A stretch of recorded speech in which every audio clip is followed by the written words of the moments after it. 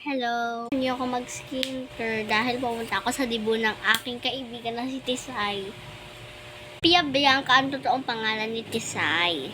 Samahan niyo ako mag-skincare dahil wala tayong time mag-makeup. Ako talaga hindi talaga ako sumasali sa anuman dibo. Kaso lang, pinsan at kaibigan at kagop pababata ko. By the way, sobrang ganda nitong skincare prep na to. Sobrang kinis at pwede din pang foundation. Si Tisay ay 18 na, ako'y 9 pa lang. Ako sa kanya ate Tisay, pero ngayon Tisay. Talagang si Tisay ika-close friend ko dati. Nung bata siya, namatay yung daddy niya nung first birthday niya. Ito sa akin ng kanyang nanay na si Marie. Nakita sa puso yung tatay niya.